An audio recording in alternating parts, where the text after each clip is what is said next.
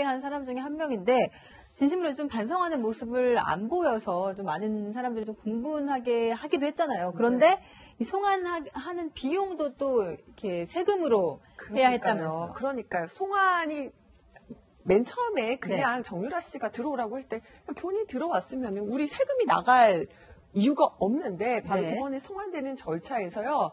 지금 항공료만 해도요. 256만 원. 그러니까 지금 유라 씨만 지금 들어오는 게 아니라 또 같이 파견이 된 분들이 유라 씨를 데리고 들어오잖아요. 그러니까 호송팀에 쓴 그 항공료 또 숙박료까지 포함이 돼서 2,385만 원이 넘습니다.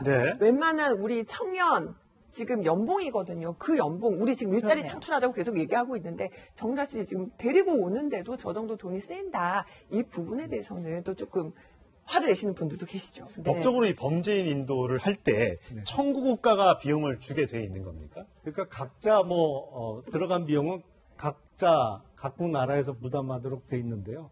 이제 물론 이제 비용이 2,300여만 원 들어간 거는 틀림없는 사실인데 범죄인의 인도 내지는 범죄인의 검거와 관련한 비용을 그 범죄인에게 청구할 수는 없거든요. 예를 들어서 설명드리면 옛날에 이제 탈옥수 신창원 사건이 그러니까 탈옥한 이후에 몇 년 동안 잡으려고 전국의 경찰들이 많은 노력을 했는데 한참 시간이 지난 후에 검거가 됐습니다만 비용으로 따지면 신창원 검거하기 위한 비용은 어마어마하게 들어갔죠. 그렇다고 해서 그 비용을 이제 신창원 그 탈옥수에게 청구하거나 그것을 징구하지는 않았거든요. 그러니까 기본적으로 범죄인 검거나 인도와 관련한 비용을 그 범죄인 본인에게 청구하는 일은 없습니다. 네. 그런가 하면 어제 이 법원에서는 박근혜 전 대통령에 대한 재판이 있었는데요.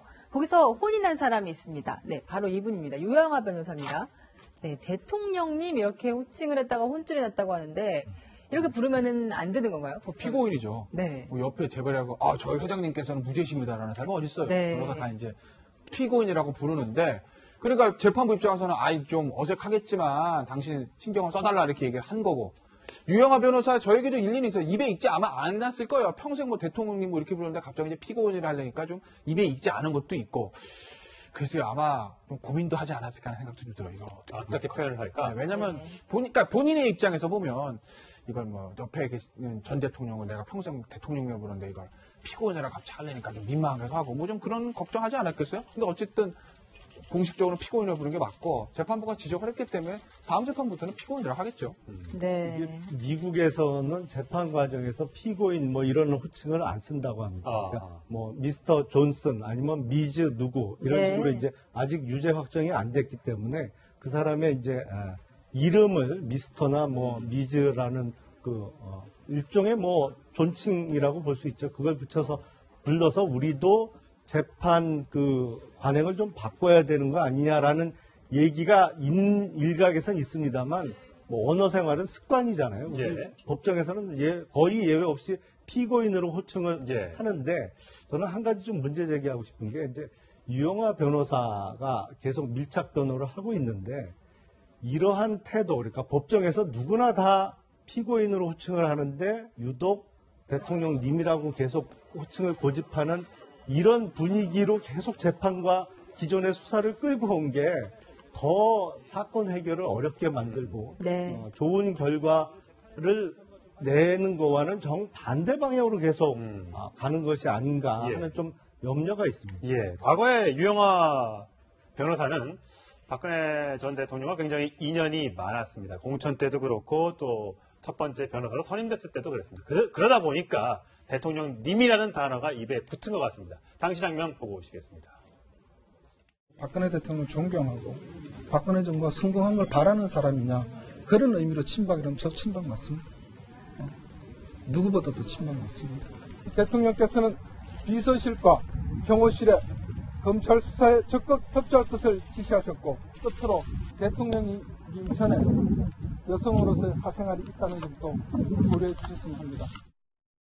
지금 다른 변호사들도 많이 있잖아요. 이상철 변호사 새로 선임됐고. 근데 계속 지금 언론에 나오는 사람은 저 유 변호사 한 명밖에 없어요.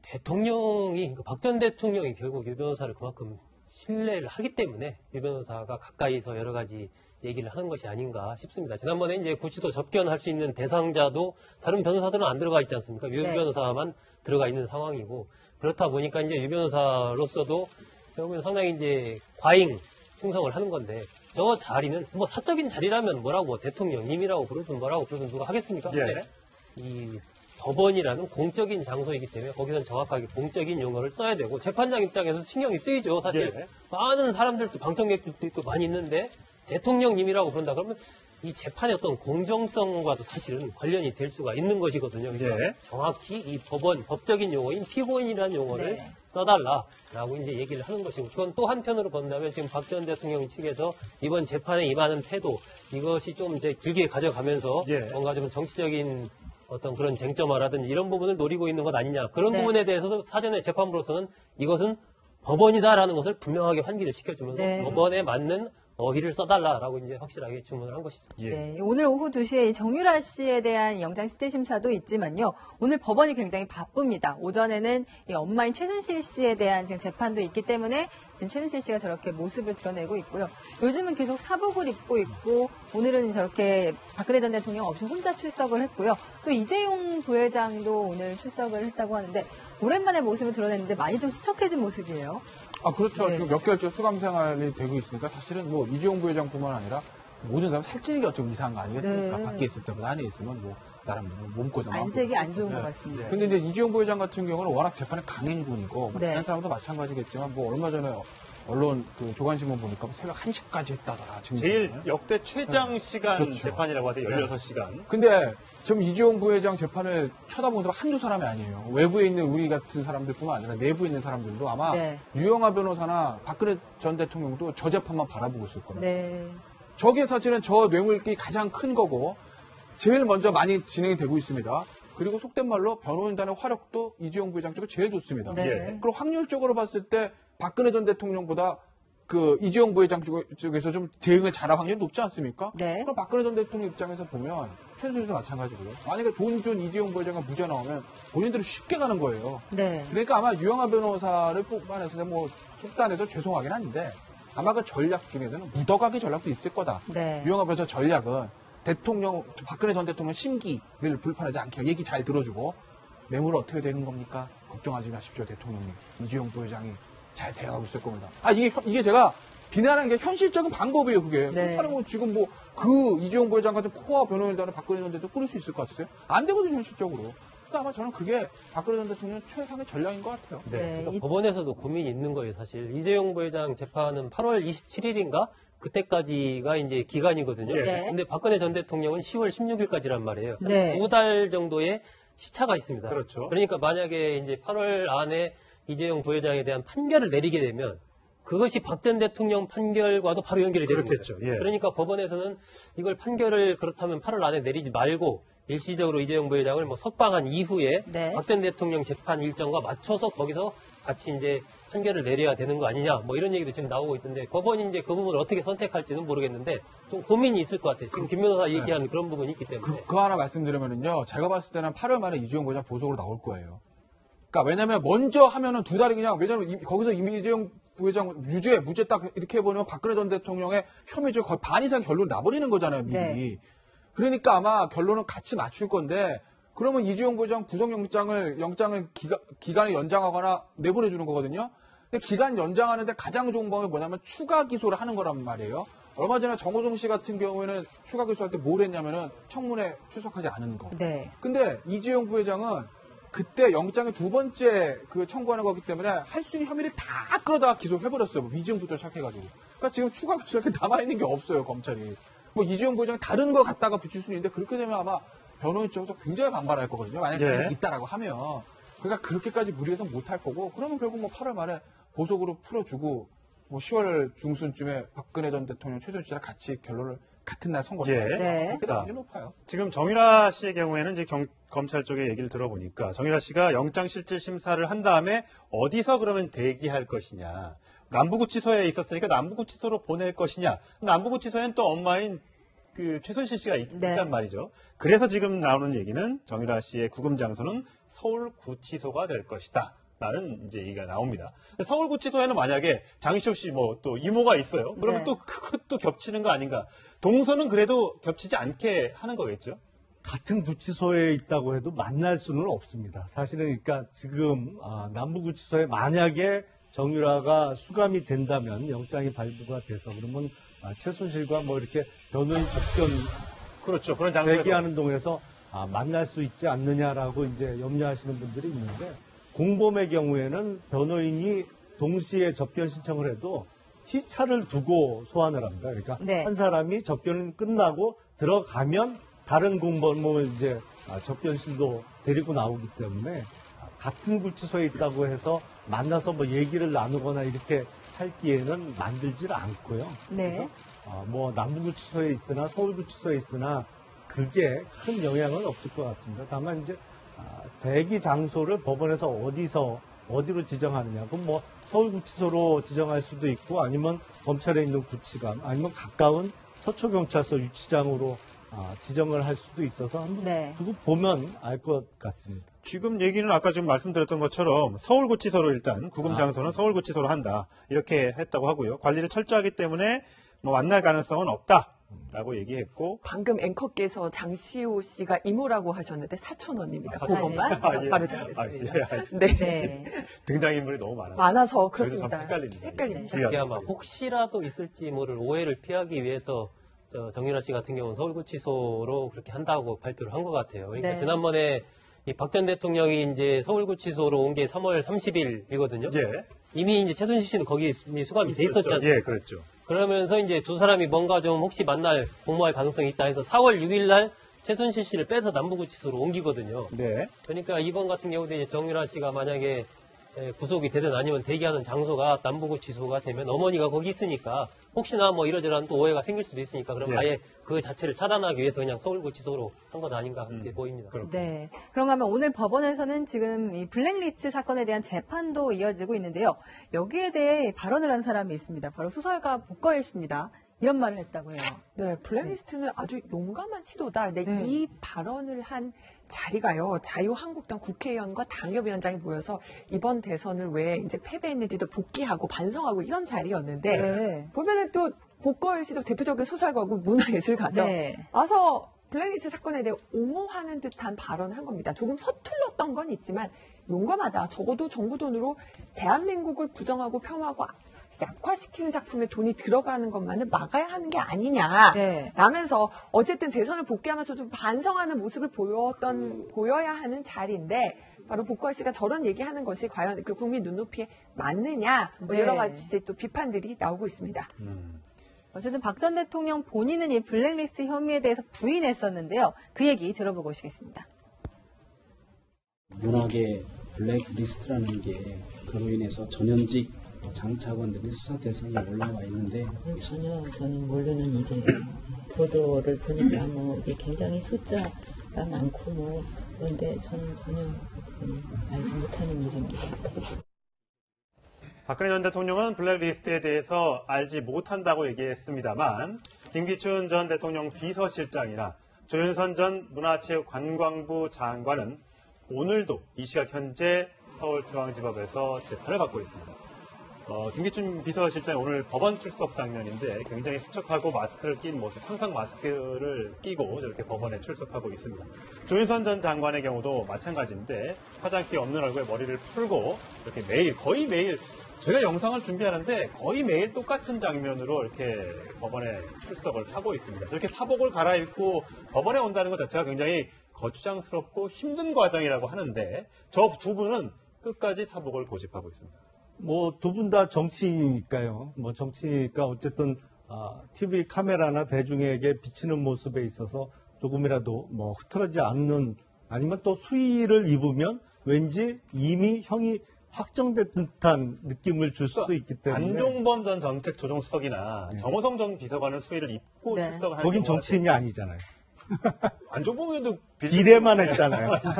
비례 대표만 했기 때문에 네. 사실은 본인 선거도 한번 치러본 적이 없기 때문에 그런 차이가 있을 수 있고요. 복거일 소설가 얘기한 블랙리스트 관련한 이제 논리는 그렇습니다. 이제 블랙리스트 사건이라는 게 문화예술인의 예술 활동을 못하게 막은 것이 아니고 그 어떤 행사나 공연에 있어서의 정부 지원금을 줄 거냐 말 것이냐 예. 그 대상 선정의 문제이기 때문에 대한민국의 정통성을 부정하거나 아니면 어떠한 폄하하려는 예술 활동에 대해서 정부가 그것을 지원을 할 이유가 있느냐, 지원금을 줄 이유가 있느냐, 라는 의미고요. 그래서 이게 법률적으로도 지금 직권 남용으로 기소가 돼 있는데 정부 지원금은 일종의 시혜적 행위죠. 그리고 재량 행위의 성격이 짙습니다. 그래서 과연 이것이 직권남용이 성립되느냐라는 법리적인 논쟁도 사실은 있습니다. 네. 전혀 뭐 근거 없는 황당한 얘기는 한 건 아니고 사회 일각에서 제기되고 있는 주장을 연찬회에서 전달을 한 것입니다. 그런 건 어떨까요? 왜냐하면 박근혜 전 대통령의 CJ 발언 이후에 이매경 회장이 미국으로 건너갈 수밖에 없었고 또 일부 영화인들은 뭐 박근혜 전 대통령이 좋아하지 않는 영화를 만들고 상영했다는 이유로 뭐 방영이 안 되거나 영화인들이 불이익을 받았다는 얘기도 있지 않습니까? 그래서 아마 여기에 대한 국민적인 반감이 있었던 것이고 이것이 또 탄핵 사유에 들어가기도 하고 했던 거 아니겠습니까? 여기서 이제 복고일 소설가가 말씀하신 대한민국을 부정하고 폄하하고 약화시키는 작품. 이걸 누가 판단하죠? 그러니까 블랙리스트 같은 경우는 이 판단을 하기도 전에 먼저 관련된 그 사람들의 명단을 이렇게 내려보낸 거예요. 이 사람들과 관련된 이 사람들이 어떤 신청을 하거나 하면 받아주지 말라. 일종의 이제 그런 가이드라인을 사전해 준 거 아니겠어요? 예. 그런 면에서 굉장히 문제가 되는 것이고 어떤 사회적으로 봤을 때 지금 복고일 씨가 얘기한 이런 부분들이 분명하다. 대한민국을 부정하고 폄하하고 약화시키는 작품임이 분명하다라고 판명이 되면 그 부분에 대해서 이제 정부 지원하는 부분에서는 문제가 될 수 있겠죠. 하지만은 이번 블랙리스트는 이거와는 다르게 사전에 그 관련된 어떤 가능성 있는 사람들 명단까지 한 몇 명 이렇게 해서 이 사람들에 대해서는 지원을 하지 말라라는 그런 거였기 때문에 더더욱 이 어떤 헌법 질서를 유린했다. 그런 자유 창작의 표현의 자유를 억누른 것이다. 이런 지금 비판이 나오는 것입니다. 어쨌든 반성과 처절한 반성, 대선 패배에 대한 반성을 위해서 모인 자리인데 불렀던 연사가 아무래도 그동안에 박근혜 전 대통령 쪽을 옹호했던 연사를 부른다면 여기에 정말 처절한 반성이 있을 것인가라는 생각도 좀 듭니다. 그래서 바로 이제 그 부분이에요. 그러니까 복고일 그 소설가 같은 경우는 이제 보수 쪽에 이제 논객으로 알려져 있고, 뭐 말씀하신 대로 지난 탄핵 과정에서도 이제 탄핵에 대해서 좀 약간 반대하는 그런 입장을 폈는데. 그러니까 뭐 연찬회에 불러가지고 이 사람이 어떤 얘기를 할 거까지 미리 검열하지는 않습니다. 하나 복고일 씨가 뭐 그런 얘기 했을 거라고는 예상은 못했을 거고 아마 자유한국당 의원들도 어제 좀 당황은 했을 거예요. 큰일 났네. 내일 아침에 또 언론사에서 이거 가지고 다 기사 쓰겠구나 하고. 그런데 지금 앵커까지 지적하신 게 이런 거죠. 지금 자유한국당 지금 위기입니다. 이대로 가다가 내년 지방선거, 그 다음 총선, 대선, 패배가 불보듯하다고 해요. 지금 자유한국당의 예상보다는 애초에 예상했던 문재인 대통령 너무 잘하고 있으니까. 그런데 이게 이제 연찬회를 하거나 연설을 들을 때 연설을 선택할 때 본인들과 지금 시점에서는 결이 다른 사람들, 예를 들어서 진보 진영에 있는 사람들, 그래서 본인들한테 좀 쓴소리를 할 수 있는 사람들의 연설을 듣고 저런 시각이 있구나. 우리는 이렇게 생각했는데 우리를 반대로 보는 사람들이 있구나. 뭔가 저런 것 좀 보완해야 되겠구나. 이게 맞는 것이지 본인들의 코드와 맞는 사람을 연사로 해가지고 그 얘기 듣고 맞아. 그렇지. 우리가 잘했는데 이게 지금 상황이 좋아서 안 좋아서 우리가 이렇게 된 거야. 라고 판단할 경우에 과연 미래에 어떤 도움이 되겠는가. 그걸 지금 저는 좀 생각해 볼 타입이라고 봐요. 제가 뭐 방금 연찬회에 참석하고 돌아왔기 때문에 부연 설명을 드려야 될 것 같은데요. 이제 강사는 소설가 복고일 씨도 있었지만 언론인 한 분도 있었고요. 청년을 대표해서 한 4명 정도가 이어서 들었습니다. 그래서 복고일 씨는 뭐 저런 말씀을 하셨습니다만 청년 대표 4명한테는 정말 자유한국당 전현직 의원들이 욕 바가지로 먹고 왔어요. 어떤 얘기를 하던가요? 이번 대통령 선거에서 이제 출구조사 결과 보면 20대, 30대에서 자유한국당의 홍준표 후보가 약 8% 정도의 지지를 얻었거든요. 그러니까 이 정도밖에 지지를 못 얻은 이유가 자유한국당이 그동안 청년들에게 얼마나 매력 없는 정당으로 비춰졌기 때문에 이런 결과가 나왔겠냐. 그리고 그거에 관한 구체적인 이유, 뭐 정말 여기 뭐 그 안에서 특히 민망할 정도의 네. 심한 질책도 많이 듣고 왔습니다. 예, 알겠습니다. 뭐 새롭게 또 보수 진영 또 자유한국당이 새롭게 거듭나기 위한 하나의 산고 진통이라고 생각을 하도록